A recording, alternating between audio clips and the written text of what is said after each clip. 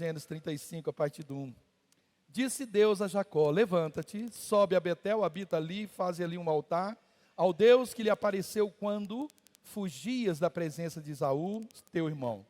Então disse Jacó à sua família e a todos os que com ele estavam: lançai fora os deuses estranhos que há no vosso meio, purificai-vos e mudai as vossas vestes, levantemo-nos e subamos a Betel. Farei ali um altar ao Deus que me respondeu no dia da minha angústia e me acompanhou no caminho por onde andei. Então deram a Jacó todos os deuses estrangeiros que tinham em mãos e as argolas que lhes prendiam nas orelhas, e Jacó os escondeu debaixo do carvalho que está junto a Siquém.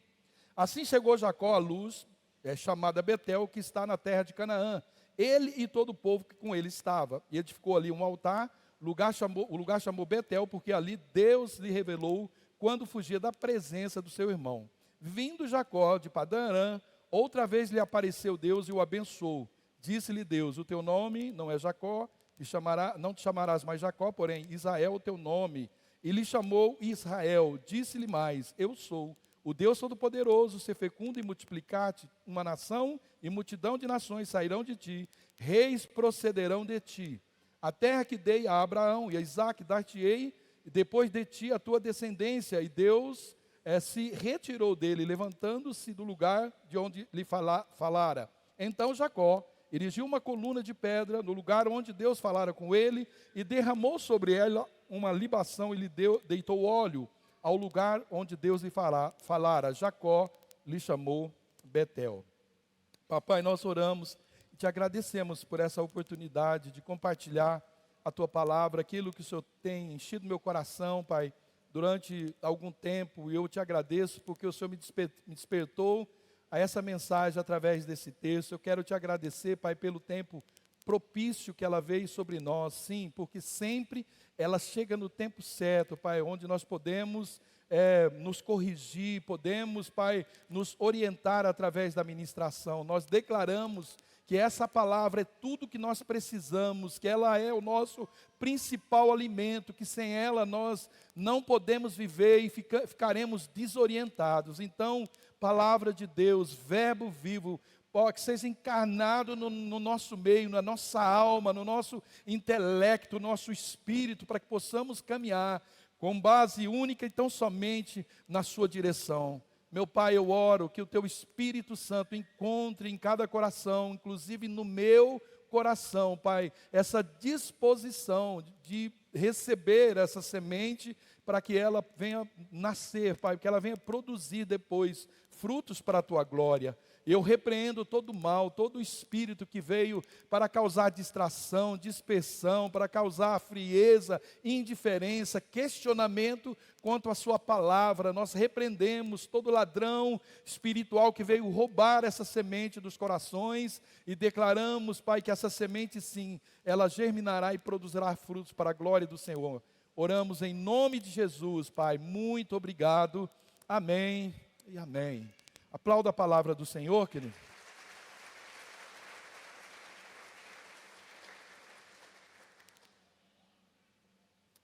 Queridos, como eu disse para vocês há algum tempo, eu já tenho falado para a igreja, a questão já há mais de 2 anos, uma impressão que está no meu coração, é de que algo não muito bom está para acontecer, algo não muito bom não, algo muito ruim que está para acontecer, mas ainda já está um pouco ruim, mas ainda não aconteceu ainda o que eu creio que será. Eu já compartilhei muito devagar isso. Também não vou me aprofundar até que eu tenha uma exata compreensão disso profeticamente. Não vou falar porque eu simplesmente estou pensando. Eu quero algo muito mais concreto. Mas eu já creio, querido, que nós estamos caminhando para isso. E há uns 2 anos e meio, Deus me deu um sonho que eu ainda não vou compartilhar, estou deixando só vocês curiosos, né? Mas no tempo certo, com certeza eu vou falar isso com vocês, compartilhei isso com algumas pessoas desde aquele tempo, porque eu acredito que o que eu vou falar hoje é um despertamento para nós, Igreja do Senhor, e eu pediria que você ficasse muito atento, porque é isso que eu tenho sentido. Ontem, né, bem devagar, eu dei uma uma pincelada muito rápida com o Luciano, que ele passou em casa ontem à noite, um pouco antes do culto dos jovens, e a gente, muito rapidamente, que foi rápida a visita dele, né? Então, eu creio que essa é uma palavra para nós. E eu estou crendo mesmo que o Espírito Santo de Deus, ele está ministrando a igreja do Senhor através das nossas vidas, da vida de cada um. Deus ministra o seu corpo, ministra a igreja com a vida de cada um de nós, né? E eu acredito que Deus está ministrando aos nossos corações, e Ele sempre fez isso, mas a partir desses tempos, Deus vai fazer isso de uma forma mais intensa. O que é isso? É um caminho de volta. Deus vai levar a igreja nesse tempo a um recomeço. Recomeço é começar de novo. Começar de novo. Porque a igreja, querido, é visto, a igreja brasileira, no mundo todo, mas a igreja brasileira teve uma oportunidade tremenda em Deus. Foi a igreja, o lugar onde a igreja mais cresceu, onde se levantou profetas, onde, sabe, os altares estavam, né, cheios de adoradores.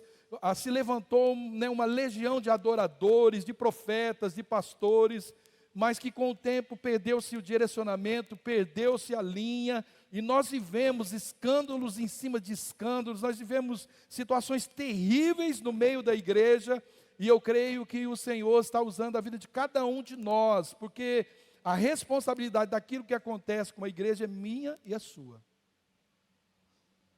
Neemias, com certeza, não tinha um coração pervertido quando Deus o usou para ser o intercessor. No entanto, ele se incluiu no hall dos pecadores. Ele chorou amargamente e se arrependeu pelo pecado do povo. Ele se incluiu nessa relação. E quando nós, querido, queremos nos levantar como intercessores, nós precisamos incluir. Quando Jesus veio aqui, Ele não veio porque tinha gente boa. Ele veio por todos nós. Quando Deus precisa da igreja, Ele não precisa só dos bons, daqueles, não, Ele precisa de todos, especialmente daqueles, né, que pensam estar de pé. Ele precisa se levantar agora orando para que não caia, para que faça essa vontade de Deus. Sabe, mas isso, querido, isso que eu te disse não vai acontecer da noite para o dia, nem de uma só vez, e muito menos sem algumas decisões que nós precisamos tomar. O problema maior que nós enfrentamos, e isso está em todos nós, é pensar, né, que o retorno é sempre um sinônimo de fracasso, um sinônimo de retrocesso ou de derrota. Não é. Retornar não é o mesmo que retroceder. A Bíblia diz que Deus não se agrada daqueles que retrocedem, mas daqueles que têm coragem de começar de novo. Se você for olhar na Bíblia, quantas vezes Deus diz, levanta-te? É uma coisa de louco. Toda hora Deus está falando, levanta-te na Bíblia. Se Deus está falando levante, porque está caído.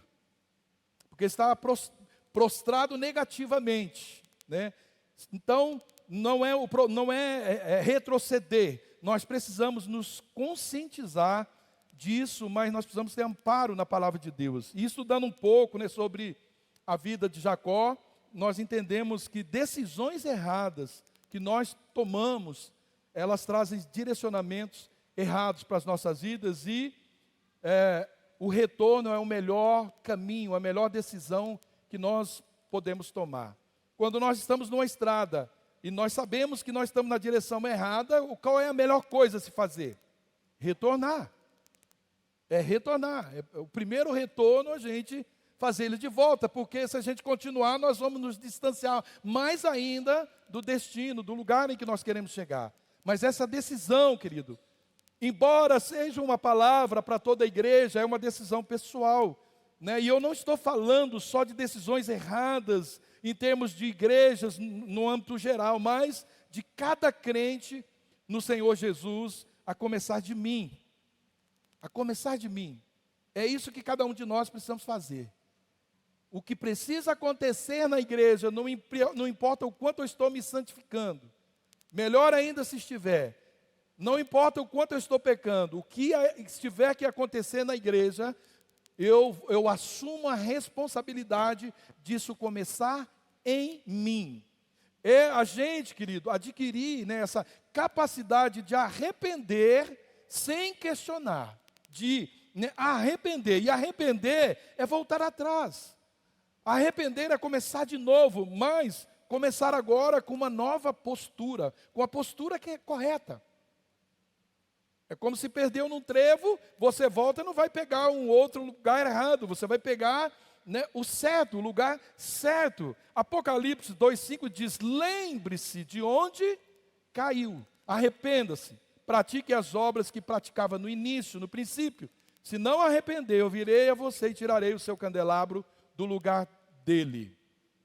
Querido, nesse versículo, Jesus ele menciona 3 práticas que nós devemos, né, ter para voltarmos ao lugar de onde nós nunca deveríamos ter saído. A primeira é trazer a memória. Lembra-te, ele diz. Nós não conseguimos fazer uma introspecção, né, uma retrospecção, sem voltar atrás, sem trazer a memória. Como é que está a nossa vida? O que é que estou fazendo? O que é que eu já fiz? O que isso contribuiu para o reino de Deus? Eu não tenho como mudar um curso sem analisar o que eu já fiz. Eu preciso trazer a memória, eu preciso lembrar. A outra, né, outro passo que Deus traz é o arrepender. No arrependimento, ele diz: arrependa-se. Eu trago a memória, e depois eu me arrependo. E depois o próximo passo é recomeçar, voltar à prática das primeiras obras. Eu preciso lembrar, eu preciso arrepender e voltar às práticas que eu tinha antes da queda. E eu não creio que isso, querido, é um privilégio somente dessa casa, mas para todos nós cristãos do mundo todo. Sim, eu tenho, né, entendido isso como uma grande oportunidade para que nós como igreja, cada um de nós como igreja, despertemos. Nós não vamos, né, permitir cair nessa cilada que hoje está muito clara aí da parte do maligno, né, que ele está preparando para todos os crentes em Jesus. E a coisa está tão escancarada, querido. Mas eu vejo que há um sono espiritual. Há um sono espiritual. As pessoas parece que não estão percebendo o que é que está acontecendo, né?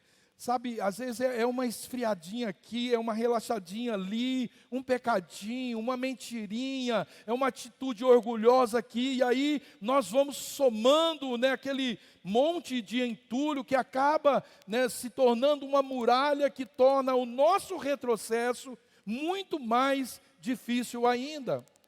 Porque quanto mais nós vamos somando lixos, entulhos na nossa caminhada, o retorno fica mais difícil, que nós vamos ter que voltar consertando tudo isso, tudo isso que nós criamos no nosso caminho de volta. E eu não tenho dúvida, querido, que Deus, Ele está pesando a mão sobre a igreja, para a igreja voltar, para a igreja consertar, a igreja voltar recolhendo esses cacos, a igreja voltar consertando isso que ela perdeu aqui no Brasil, né? Nós vimos tantas profecias acerca da igreja, e eu continuo crendo, elas vão acontecer, amém? Porém, nós vamos ter que mudar algumas atitudes, nós vamos ter que pagar um preço por isso. E com base nesse texto, eu quero trazer algumas decisões que Jacó teve que tomar quando ele decidiu voltar a Betel. Betel é a casa de Deus. Quando ele decidiu voltar, né, ao recomeço, quando ele decidiu recomeçar. A primeira coisa, e sempre é assim, nunca é nossa, a primeira decisão sempre é de Deus. Você acha que você, né, entregou sua vida a Jesus, foi você que decidiu sim, mas antes o próprio Espírito te convenceu que esse era o melhor caminho. Então sempre é Deus que vai falar conosco para a gente tomar a primeira decisão. Deus diz para ele, né, levanta-te, já no versículo 1 de Gênesis 35, disse Deus a Jacó, levanta-te, levanta-te. Então, levante-te talvez seja a melhor palavra que alguém que está caído precisa e deseja ouvir. Eu creio ser por isso, né, que antes de trazer uma mensagem a alguém, uma direção para alguém, Deus, Ele sempre vai dizer para ele se levantar. Quando Deus trouxe todas as mensagens para os personagens da Bíblia, quando Ele foi trazer uma palavra que a pessoa estava nessa condição de caído, ele disse, levanta-te, e às vezes nós nem percebemos que a pessoa estava ali em posição de decadência ou caída, porque Deus, querido, Ele não faz promessas para quem permanece caído, mas Deus faz promessa para quem permanece prostrado diante dEle. Prostrado é muito diferente de estar caído. Deus faz promessa para quem está prostrado. Prostrar significa temor, adoração, respeito, honra. Mas caído significa desistência, medo, terror. Significa fraqueza. Então, antes de trazer uma palavra, Deus vai dizer, levanta. Antes de trazer uma direção, Deus vai dizer, levanta, levanta. A Bíblia está cheia de levanta. Então, levante-se, traz essa ideia de uma nova postura, traz uma ideia de novas possibilidades, uma retomada de decisão. Levanta-te, traz uma ideia de recomeço. Levanta-se, traz essa ideia de necessidade de obediência a uma ordem, para que o próprio Deus inicie uma etapa nas nossas vidas a partir dali. Quando levantamos, obedecemos essa ordem de Deus, entendemos a necessidade de levantar, então Deus começa um processo novo, um recomeço nas nossas vidas. Alguém que está caído, querido, não pode ser visto. Alguém que está caído não tem brilho algum, portanto, essa luz que brilha, a luz de Cristo que brilha através de nós, ela não será vista ao mundo e o mundo não vai ver essa luz que tanto ele precisa ver em nossas vidas. Em Isaías, no capítulo 60, no versículo 1 e 2, diz assim, levanta-te, Jerusalém, que a luz brilhe para que todos vejam, pois sobre você se levanta e reluz a glória do Senhor. Trevas escuras como a noite cobrem as nações da terra, mas sobre você se levanta e se manifesta a glória do Senhor. Olha a expectativa de Deus, isso aqui é uma figura de igreja, a expectativa de Deus a nosso respeito. Levanta-te, igreja, pois sobre ti resplandece a glória do Senhor. Levanta, que a luz brilhe para que todos vejam. Essa, querido, é a visão de Deus para nós. Amados, esse é o tempo da luz que habita em nós brilhar. E se nós estivermos caídos, precisamos levantar. Levantemos-nos, querido, e sejamos luz para esse mundo que está cheio de trevas. É nesse ambiente de luz que nós precisamos estar. E luz, querido, ela tem muito mais necessidade aonde há escuridão. Então é tempo, querido, de nós obedecermos para que a gente volte a brilhar, para que Cristo seja visto em nós. João no capítulo 8, versículo 12, Jesus diz, eu sou a luz do mundo. Quem me segue não andará nas trevas, pelo contrário, terá a luz da vida. Só pode ter luz, só pode se encontrar nesse mundo perdido quem estiver em Cristo, quem encontrar, quem seguir a Cristo. Mas olha o que ele diz em João, no capítulo 9, 5. Enquanto eu estou no mundo, ele diz, enquanto eu estou no mundo, eu sou a luz do mundo. Mas olha bem, no versículo 5, 14 de João, ele diz que enquanto ele está no mundo, ele é a luz do mundo. Agora ele subiu, quando ele foi assunto ao céu, ele diz, vós sois a luz do mundo. Por quê? Agora Jesus, como humano, como ser humano, ele não estava mais aqui. Ele foi, e ele diz, vós sois agora. Enquanto eu estava aqui, eu era a luz. Agora vocês vão brilhar a luz que eu sou. Então não se pode esconder uma cidade edificada sobre um monte, nem se acende uma candeia para colocá-la debaixo do alqueire, mas no velador, e alumia a todos que se encontram na casa. Assim brilhe também a vossa luz diante dos homens, para que vejam as vossas boas obras e glorifiquem o vosso Pai que está no céu, Por que Deus quer, que Jesus quer que a nossa luz brilhe? Para que Ele seja visto, e Ele sendo visto, nós vamos glorificar a Deus. Deus será conhecido. Mas se nós permanecermos caídos, querido, essa luz não brilhará. Mas como? Vamos ver então, essa luz, se nós estivermos caídos, escondidos, nós estivermos apagados. Sabe, querido, circunstâncias do mundo, sim, elas podem apagar a luz de Cristo que há em nós. E E sim, nós estamos cercados de várias delas, tentando nos empurrar para baixo. nos empurrar aí para o desânimo e logo após essa queda, e aí a consequência nós sabemos é a desistência. Quantas pessoas, depois da pandemia, abandonaram a igreja? Alguns não deixaram só de vir ao culto, mas deixaram de congregar, deixaram até mesmo, e alguns estão se fartando, como eu disse domingo passado, com mensagens, não estou dizendo que estão errando, mas eles estão satisfazendo somente com isso, caminhando sem pastores, alguns não voltaram mais, alguns não querem mais, alguns vêm em culto esporadicamente. Quantas pessoas estão vivendo isso, querido? Mas é necessário, querido, que a gente caminhe em unidade, amém? É necessário que a gente não se sinta só nas nossas lutas diárias, e isso é a garantia de um retorno ao propósito de Deus para nós.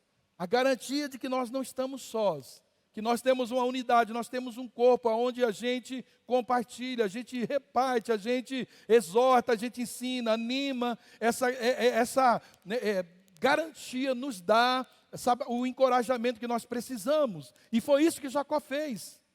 Jacó, na sua queda, ele estava sozinho na sua decadência, porém, no seu retorno, ele o fez em família, e ele fez em muitos outros. Então, não acredite, querido, no que o inimigo diz. Acabou para você. Ninguém está mais com você, não acredite nisso. Ninguém me ama. Ninguém me viu, eu faltei no culto e ninguém me viu. Não, cada culto que você falta, você é muito precioso, você faz falta sim. Não acredite nisso, que você não faz diferença no corpo, você faz parte desse retorno, você faz parte dessa retomada. Deus conta com você, tanto quanto conta com qualquer um de nós, pastores, qualquer líder. Deus conta com você para essa nova jornada, amém, querido? Então Jacó vai sozinho, mas depois ele ao retorno, depois Deus se levanta, ele retorna com a sua família e com mais gente. Isso trouxe para ele encorajamento. Então, diga assim: eu nunca estive sozinho. Diga: eu nunca estou sozinho. Mateus 28:20 fala isso, depois eu não vou ler, mas você confere. Hebreus 13:5, Josué 1:5. E Deus tem um monte, né? Estarei com você, eu não te abandonarei, não te deixarei, estarei com você todos os dias, até a consumação dos séculos. Deus garante a sua companhia. Jacó, então, após ouvir Deus e obedecer e se levantar, aí inicia um caminho de volta. Mas ele não faz isso sozinho. Então disse Jacó à sua família e a todos que com ele estavam. Então Jacó, ele conta com a sua família e todos que com ele estavam. Então ele iniciou ali a sua jornada de fuga sozinho, mas agora ele tem uma família, uma multidão que o ajuda na sua jornada de volta para Betel. Às vezes a pessoa, querido, que saiu da igreja, ela se afastou, ela encontrou dificuldade muito grande de voltar para a igreja. E quando ela volta, a gente fulmina ela com o nosso olhar. Né? Seu desviado. Né? Nós precisamos honrar essas pessoas e ir atrás delas. Então ele começa essa jornada de volta a Betel. A presença de Deus, Betel significa isso, casa de Deus, a presença dele, né? E sempre é assim. Lembra do filho pródigo? Ele foi só, se perdeu, se acabou sozinho. Mas para onde ele volta? Para a casa do pai. Ele volta para a família dele. E é ali que Deus restaura a vida dele. Ele teve que fazer o processo todo de volta.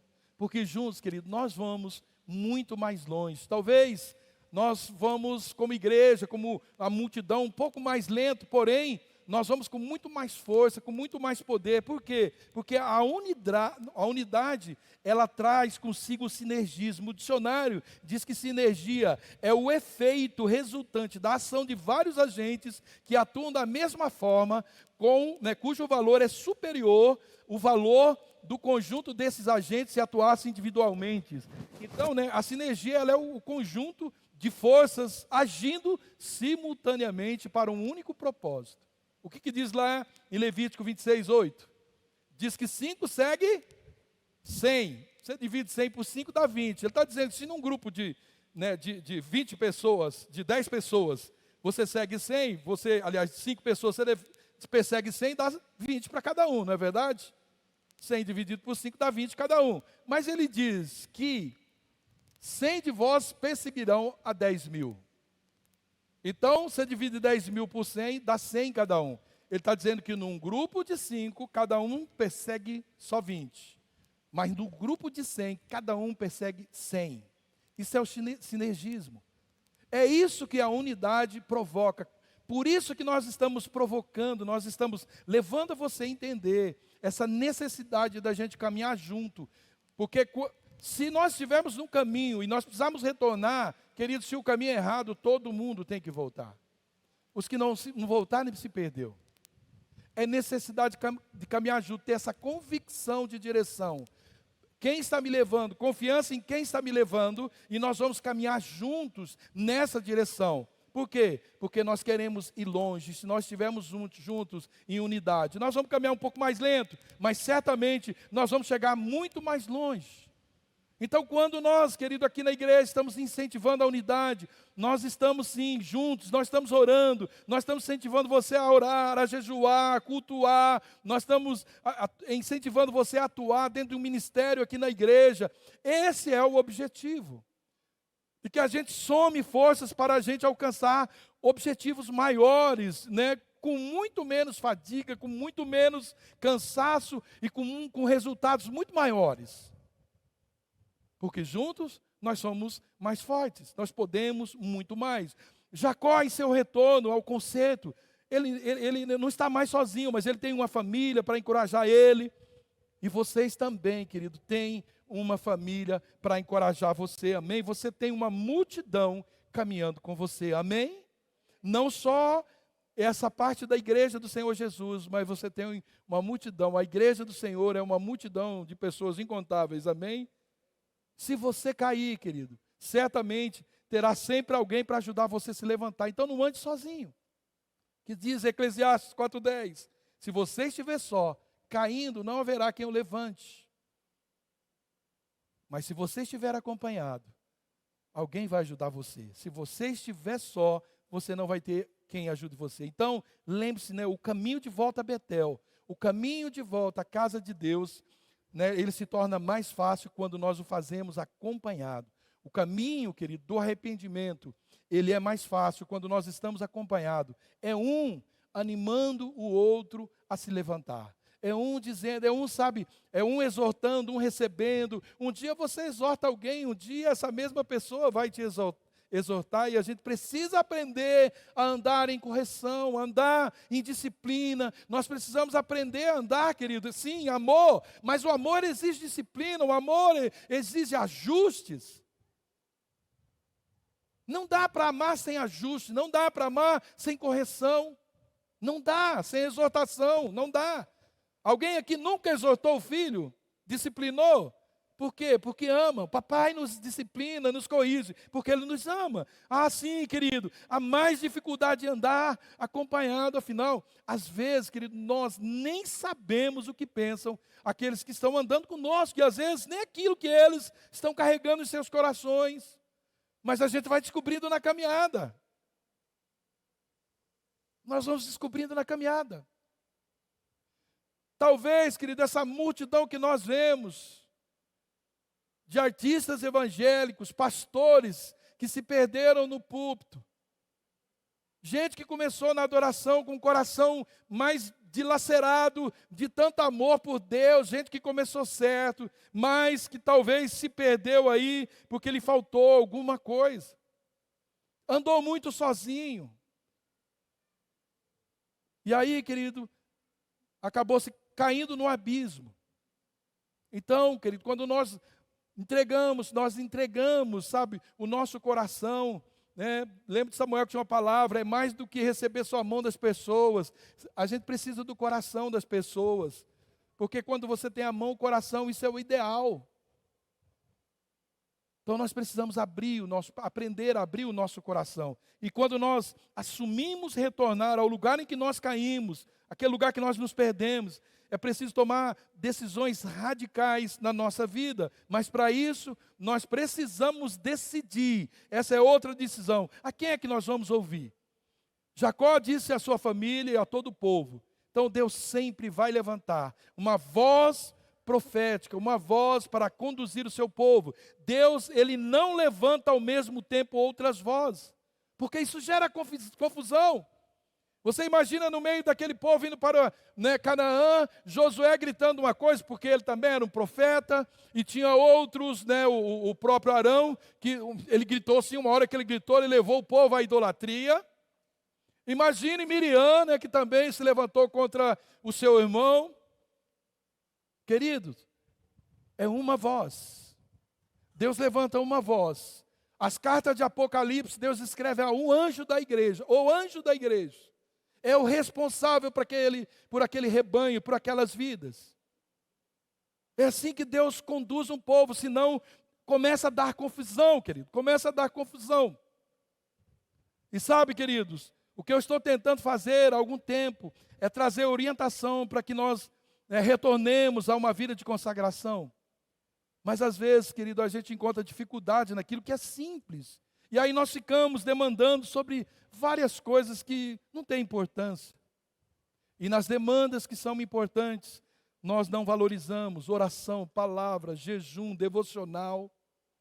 Às vezes nós ficamos buscando na Bíblia o que a Bíblia não fala. Oi, será que eu posso fazer? Isso a Bíblia não fala. Nós ficamos demandando sobre namoro, nós ficamos sobre piercing, tatuagem. A gente perde um tempão nessas coisas, querido. Mas ninguém briga, chega assim, pastor, eu não aguento mais você não falar de oração, você não pedir oração, você não fala para ninguém jejuar, para ninguém orar. Pare com isso, está escrito na Bíblia que a gente tem que orar sem cessar. Ninguém briga por essas coisas. Mas a gente briga, fica escafunchando a Bíblia para saber o que a Bíblia não fala, para eu poder discutir isso. É uma coisa de louco, querido. Que a igreja está vivendo, perdeu o rumo, perdeu o sentido. E precisamos retornar. Jacó, como líder daquele povo, depois de ouvir a Deus, ele tomou a decisão. E ele transmitiu à família e ao povo que com ele estava. Se Deus deu uma direção, querido, nós não temos outra coisa a fazer senão obedecer. Deus falou? Deus falou? E o que foi que Jacó disse ao povo? Lançai fora os deuses estranhos, que há no vosso meio. Jacó começa assim. Lança fora os deuses estranhos que estão no nosso meio. Consegue ver você, Jacó, o detentor da promessa, falando isso para o povo, sua família, o seu povo? Povo de Deus. Então a próxima decisão, a terceira, é abandonar todo tipo de idolatria.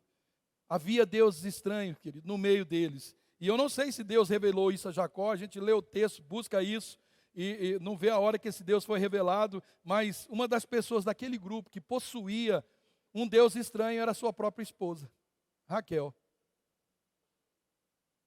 Ela carregava um Deus estranho, ela escondeu, roubou do pai dela e levava aquele Deus para Betel.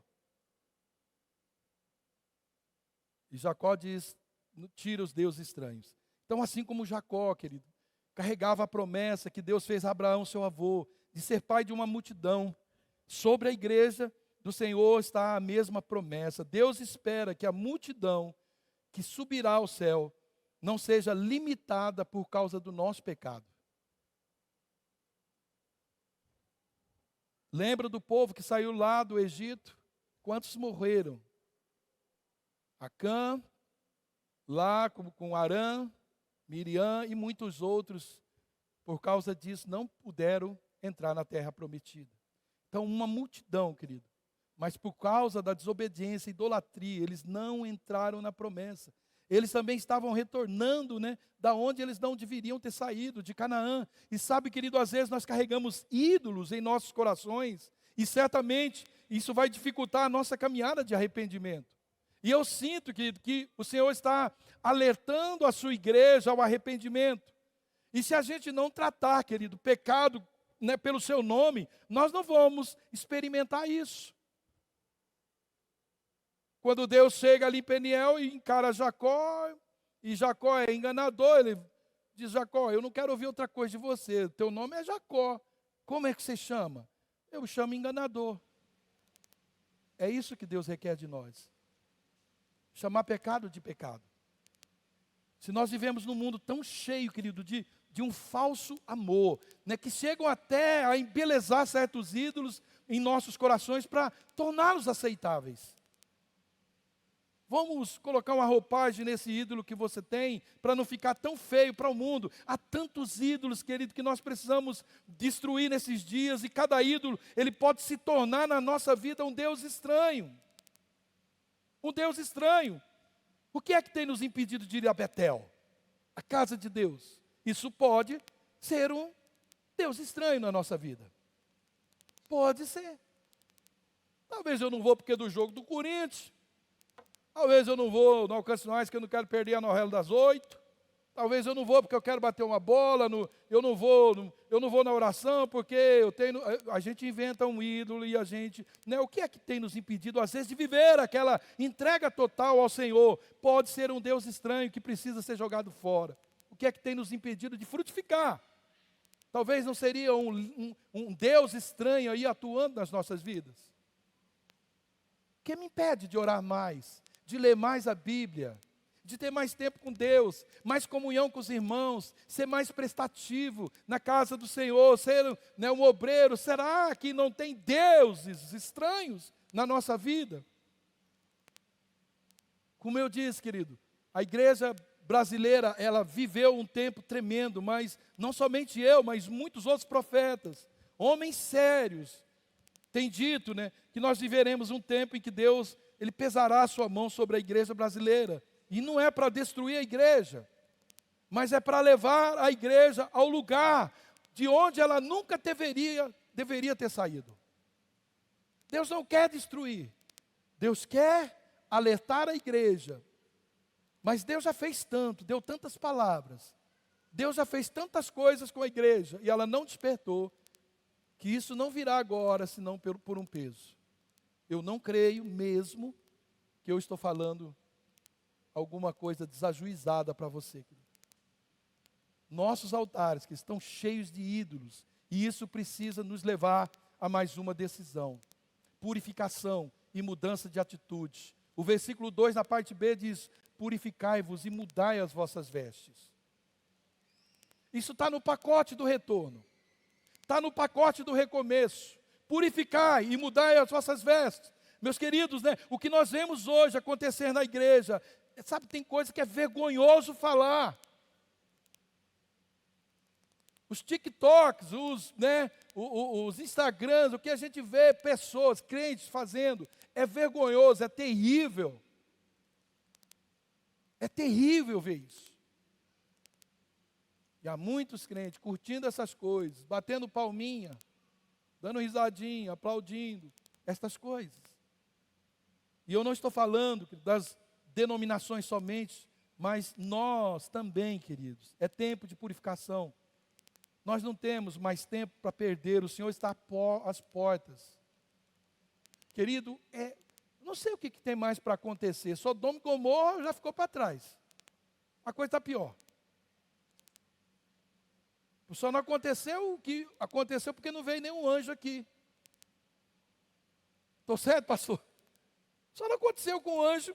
Quiseram até fazer sexo com o anjo lá em Sodoma e Gomorra. Isso não aconteceu porque não veio por aqui. Porque o que já fizeram, com tudo que envolve a imagem do Senhor, é coisa terrível.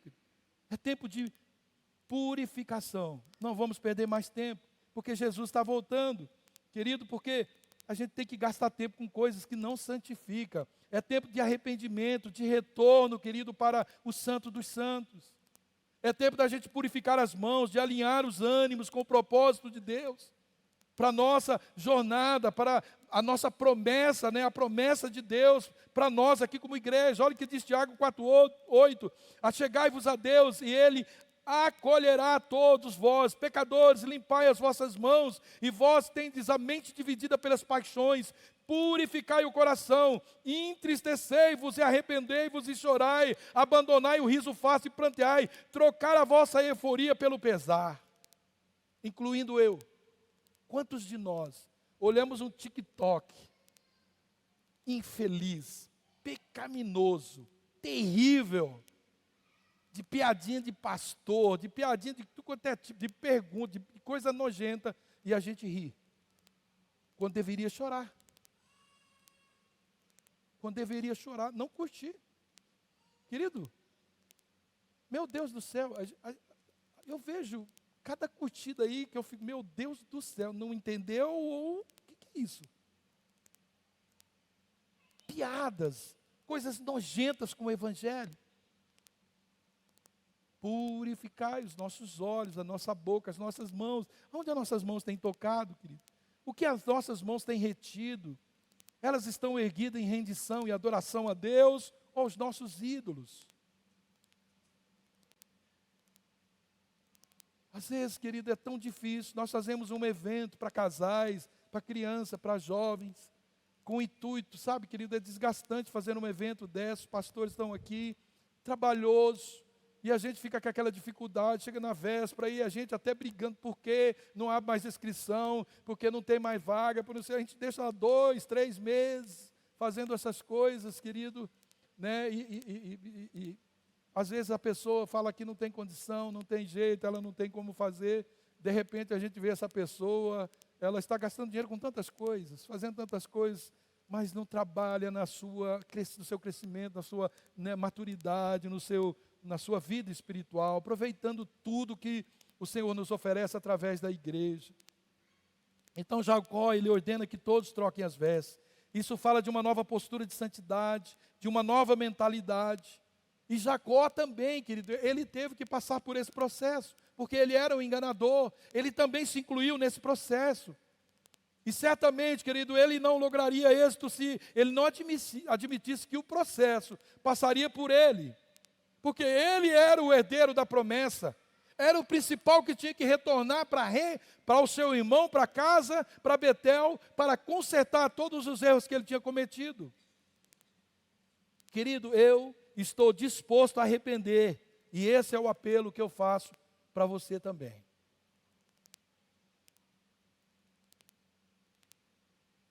Não sou diferente de ninguém aqui. Eu não estou aqui trazendo um peso que eu não tenha sobre mim, já antes de você, quando preparava essa ministração. Ninguém, querido, vai andar com vestes brancas se não vencer as influências desse mundo. Vestes brancas são para os vencedores, aqueles que têm coragem de retroceder, de retornar, de recomeçar. Não retroceder, não. O prêmio da soberana vocação é para os vencedores, os que não cederam ao pecado. Para esses haverá trajes de santidade. Apocalipse 3,5 diz, né, assim o vencedor andará trajado com vestes brancas. De modo algum apagarei o seu nome do livro da vida. Pelo contrário, reconhecerei o seu nome na presença do meu Pai e dos anjos.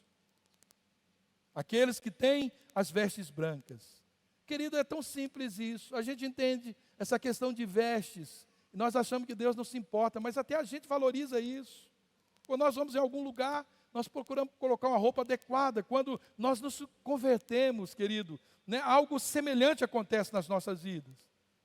E algumas pessoas, elas são até fisicamente transformadas na sua aparência, melhora muito depois que ela teve um encontro pessoal com Jesus. Isso é tão comum, as pessoas, elas ficam bonitas, alegres, elas sorriem. Eu já sou bonito, né? Mas eu não sou, aliás, eu sou muito mais bonito. Eu nasci bonito, mas sou muito mais bonito do que quando eu era jovem. Eu sei o que você pensou, então o negócio era feio, né?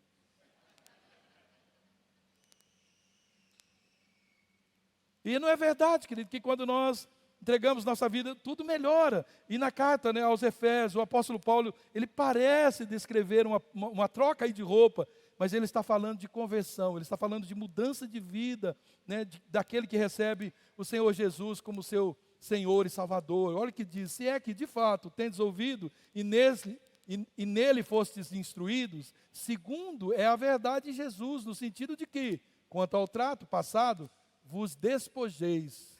Vocês se despiam do velho homem, que se corrompe segundo as concupiscências do engano, e vos renoveis no espírito, né, do vosso entendimento, e vos revistais, se vestiu, né, de um novo homem criado segundo Deus, em justiça, retidão procedente da verdade. Então, quando nós entregamos nossa vida a Jesus, nós tiramos aquelas vestes que não podemos mais pôr aquilo. Que agora nós entramos na festa do Cristo. Essas roupas têm que estar sempre branca. Então, se fosse possível ver como nós estamos vestidos espiritualmente, nós certamente poderíamos ver que isso significa literalmente, mas nós podemos, imaginar que no mesmo modo que nós não gostamos, de nos apresentar mal vestido diante de pessoas, assim também nós devemos nos apresentar diante do Senhor, ao nos encontrar com o Senhor. Então, nesse texto, o apóstolo Paulo aí, ele ensina, a tirar essa roupagem do velho homem, que significa, antigos hábitos. Antes da gente conhecer Jesus, quando nós, agíamos sem ter esse temor do Senhor. O pecado, querido, ele envelhece. O pecado, ele apodrece a vida da pessoa e ele leva essa pessoa à morte. Romanos 6:23 diz que esse é o salário, que o pecado é o salário, O salário do pecado é a morte. É isso. Então, vamos para o próximo desafio, eu vou encerrar por aqui. Retornar a Betel, a casa de Deus. Já falei sobre a pandemia, o que isso dificultou, e parece que nós estamos vivendo isso ainda. Ele diz, levantemo-nos e subamos a Betel. Quando se afasta de Deus, querido, da casa de Deus, isso é o início da derrocada. E nada nessa vida vai preencher esse vazio que somente a comunhão entre os irmãos proporciona. E aqui, querido, se reúne, a igreja de Deus, que Deus quer tratar. E Ele vai fazer isso com aqueles que permanecer firme. Eu vou sair da igreja para Deus me tratar. Querido, é o errado. A igreja é o corpo, Deus trata do seu corpo. É aqui que Deus vai te tratar. Eu não gosto do irmão, Deus vai dizer, você vai ter que gostar, eu vou tratar de você até você gostar. Eu não perdoo fulano, pois é aqui que você vai ouvir palavras e você vai ter que ser tratado até aceitar, até perdoar. É aqui, querido. O que nós não conseguimos fazer em igreja, nós jamais conseguiremos sozinhos. É isso que eu falo para os casais. Os casais que brigam, eu digo, se vocês conseguissem, sem Deus, vocês não estariam nos chamando aqui. Então não se afaste. Permita que Deus trabalhe a vida de vocês, porque é fácil, briga, se aconselha, volta. Uma semana briga, se aconselha, volta. Por quê? Porque não estão diante de Deus. Porque é Deus. O que nós fazemos, não somos mágicos que fazemos mágica, não. A gente ensina aquilo que Deus quer e as pessoas praticam e elas vivem bem. Por que você acha, querido, que o inimigo quer tanto fechar as igrejas?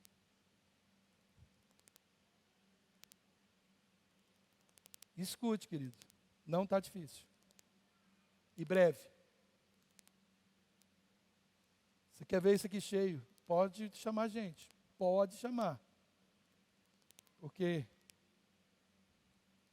não sei por quanto tempo a gente vai poder fazer isso. Pelo menos se não estivermos dispostos a encher mais um ginásio de esporte. Ele sabe a tragédia que isso seria. Porém, querido, isso nunca foi impedimento para o crescimento de frutificação da igreja, amém? Porque ele já fez isso outras vezes, em outras ocasiões, mas a igreja ela está aí, firme, forte, precisando de reajustes, retornar aí às primeiras obras, ao primeiro amor, mas eu creio, agindo Deus, quem impedirá? Deus nos chama atenção para isso. E o que nós fazemos enquanto reunidos? E qual é o desfecho disso tudo? Para que nós fazemos tudo isso? Para construir um altar ao Senhor. Farei ali um altar, aonde? Em Betel. Ao Deus que me respondeu no dia da minha angústia e me acompanhou no caminho por onde andei. Isso fala de gratidão. Eu chegando em Betel, eu farei ali um altar ao Deus da minha angústia, que me acompanhou no caminho por onde andei. Querido, construir um altar é guardar na memória a gratidão por aquilo que Deus fez. Altares a Deus expressam louvor, adoração pelo que Ele é e pelo que Ele faz. Altares, querido, fala ali de uma marca distinta na nossa caminhada com Deus. E é uma marca, você pode ver na vida de Abraão. Você pode ver na Bíblia, altar é um símbolo de adoração, altar é um símbolo de consagração. O nosso crescimento espiritual, ele é descrito na Bíblia ali como sendo um processo lento. Para quê, querido? Para que o caráter de Cristo, ele seja colocado, moldado em nós. Olha o que diz o Salmo 84:7. Ele diz, vão indo de força em força. Romanos 1,17, de fé em fé. 2 Coríntios 3,18, nós somos transformados de glória em glória. João 1,16, porque todos nós temos recebido graça sobre graça. Tudo oportunidade de construção de altares. Graça sobre graça. Nós, querido, edificamos um altar para nós, não mesmo vamos edificar, mas para adorar a Deus e oferecer sacrifício, para invocar o nome dEle. Abraão era assim um grande construtor de altares a Deus, e o altar, querido, ele é o símbolo de uma vida espiritual, né, uma vida com Deus. Abraão foi chamado de quê por Deus? De um amigo de Deus. Amigo de Deus. E essa, né, comunhão que era marcada pela vida de altar. E é isso que revela, querido, a essência do que é a verdadeira vida espiritual. É o que eu construo para Deus. Os altares que eu faço para Ele, ou seja, ela não consistia, a vida de Abraão, né, assim, na medida de nenhum conhecimento acerca de coisas de Deus, como para nós não é. Não é o quanto eu conheço de Deus que é um altar, mas o quanto nós somos amigos de Deus, é o quanto nós andamos com Deus, é quanto Deus, né, nos tem também como amigos dEle. Então precisamos voltar, e a nossa intenção é uma só, cada vez estamos aqui em construir um altar. Olha que interessante, querido. Abraão, ele construiu um altar, e esse foi o segundo altar da Bíblia, ele falou que construiu entre Ai e Betel. Olha bem, entre Ai e Betel, Gênesis, depois você confere 12:8. Então nós podemos chamar esse altar de altar da separação. Abraão, ele deixou Ai para trás e ele tinha Betel ali para frente. Diante dele tinha Betel. Betel significa casa de Deus. Ai significa montão de ruína. Então Abraão deixa um montão de ruína e ele vai para a casa de Deus.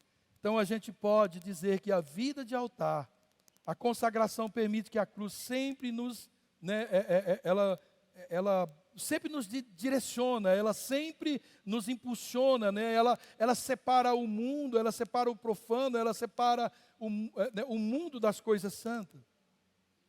Ela separa-nos do amor do mundo, de tudo que há no mundo, para as coisas santas. A cruz coloca o mundo para trás e nós, né, e nos mantém viva essa chama, né, adiante de nós, essa visão de Betel, a visão da casa de Deus, do lugar de adoração. E não somente, querido, a visão de Betel, mas a cruz operando em nós, ela nos habilita a participar de Betel. E ali nós seremos edificados, casa espiritual, amém? Sacerdócio santo. Não tem outro lugar, é Betel, querido. Então nós vamos encontrar na Bíblia muitos altares. Mas tem altar na Bíblia que é para destruição. Deus quer nos levar a esse lugar, aonde, querido, Ele pode falar conosco, Ele pode, sabe, Ele pode vir ali e receber a nossa adoração. Ele tem a liberdade para vir, é um ambiente santo, é um ambiente consagrado, um ambiente, né, você já pensou, querido, todos nós construindo, cada um de nós, altares no momento de adoração na nossa vida, não só aqui em casa, criando esse ambiente onde Deus possa visitar, assim como, né, e nós precisamos desse retorno, dessa purificação, dessa limpeza na nossa vida. Elias, né, quando ele fez o altar que Deus veio e consumiu o holocausto, ele limpou aquele lugar, daquela construção daquele altar para Baal, ele limpou todo aquele lugar, e agora ali ele constrói, ele prepara, ele não faz de qualquer jeito, ele prepara um altar para Deus. O nosso altar, querido, não pode ser misturado com pedaço de coisas de Baal, pedaços de deuses estranhos. Não, o nosso altar, ele tem que ser santo, preparado. O nosso culto precisa ser preparado, não de qualquer jeito. Está entendendo? Vocês estão tudo muito quietinho. Vamos recomeçar, querido? Vamos recomeçar? Sabe, querido, o meu encorajamento para você, eu quero ler com você e paro aqui. 2 Crônicas 7,14. Se o meu povo, então Deus está dizendo para a igreja, povo dele. Se o meu povo. Então o que estava acontecendo com o povo. Eu creio que essa palavra é para nós hoje. Que se chama pelo meu nome. Você se chama pelo nome do Senhor? Se humilhar e orar, buscar a minha face e se afastar dos seus maus caminhos, dos céus eu ouvirei, perdoarei o seu pecado e curarei a sua terra. Querido, nós estamos vivendo um tempo que a nossa terra precisa de cura. Estamos falando sobre isso já há algum tempo. A nossa terra chegou, sabe, ao limite. Eu creio que chegou ao limite. E nós precisamos praticar isso. Nós precisamos praticar isso. Mas não é um culto, um dia, assim nós podemos dar começar aqui, dar um start aqui. Mas a nossa vida precisa se pautar nessa realidade. Ouvir o Senhor, levanta-se, levanta-se, levanta-se. Começa o seu caminho de volta. Aí você vai convocar aqueles que estão com você, você vai participar daquele grupo, você vai se unir àquele grupo, você vai ter comunhão com aquele grupo para começar esse processo de retorno que todos nós precisamos. Nós precisamos nos unir, falar sobre isso, discipular sobre isso, conversar sobre isso. O que eu posso fazer para ajudar no seu retorno? E o que é que você pode fazer para ajudar o meu retorno? Eu quero viver uma vida, eu estou a caminho dessa santificação. Que veste você vê em mim que eu preciso trocar? Defina que voz você quer ouvir. Você quer continuar ouvindo a voz da internet, de pastores que nunca pastoreou a sua vida, as vozes dos TikToks? Ou você quer ouvir a voz do seu pastor? Que voz você vai ouvir? Que voz é a sua direção? Você tem que definir isso, querido, e ser obediente. Porque quando Jacó diz vamos, todo mundo, todo mundo. E a palavra era para todo mundo. E é isso que estamos fazendo. A palavra é para todos nós. Estamos juntos no mesmo barco, estamos juntos na mesma jornada. Recomeçando para algo poderoso que Deus quer fazer.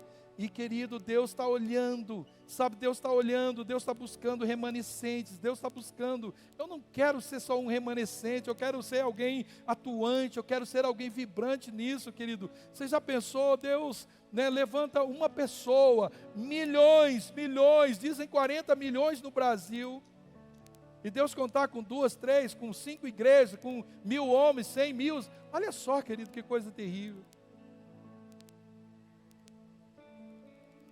Podemos levantar um exército, querido, de homens e mulheres poderosos, decididos. Se Deus olhe para mim, me ajuda a arrancar essas vestes que não está de acordo com o Senhor. Me ensina a construir altares de adoração a Ti, Jesus. Me ensina. Me ajuda a desmantelar os altares que eu acumulei, os ídolos que eu criei. Me ajuda, Jesus, Espírito Santo, me faz lembrar de todos os altares que eu já fiz, que não tem nada a ver com o cristianismo. Peça, querido, que Deus vai te fortalecer. Lembro quando eu me converti, querido, eu tinha tantos altares na minha vida. E quando eu comecei a derrubar esses altares, eu fiz um escândalo, que as pessoas não queriam nem mais olhar para mim. Perdi todos os meus amigos, porque eu falei, não quero mais isso, não quero mais isso, não vou fazer mais isso. Todos se afastaram, e todos esses dizem hoje para mim, Ney, você fez a melhor escolha, nós estamos tudo lascado. Vale a pena, querido. Não tem um prazer na sua vida, distante do Senhor Jesus, que vale a pena. Não tem um altar que você possa construir no seu coração, que te dê prazer momentâneo, que possa superar a eternidade com Cristo. Nada. Vamos voltar, querido. Vamos voltar. Vamos ser uma igreja nessa cidade conhecida, sabe, como sempre fomos. Uma igreja de amor, uma igreja de unidade, uma igreja de oração. Eu continuo te convocando, querido. Nós temos um bosque para você orar. Aumentamos, graças a Deus, o número. Ouvindo todas as manhãs, orar. Separa um tempo na sua casa, vem aqui, vamos criar um ambiente de movimento nesse lugar. Até para você tomar um café aqui de vez em quando. Vamos gerar esse ambiente. E esse ambiente vai te ajudar, vai me ajudar a retornar. Retorno é sempre difícil. Recomeçar é sempre difícil. Porque é uma declaração de que a gente não gosta, do jeito que eu estava fazendo não estava certo. É uma confissão, do jeito que eu estava fazendo estava errado e ninguém gosta. Mas todas as pessoas que fizeram isso foram as que agradaram ao Senhor. Vamos construir altar para Deus? Vamos construir altar que agrada ao nosso papai?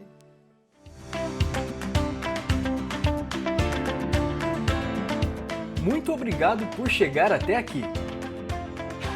Não esqueça de nos seguir nas nossas redes sociais e acessar o nosso site. Deus te abençoe e até a próxima!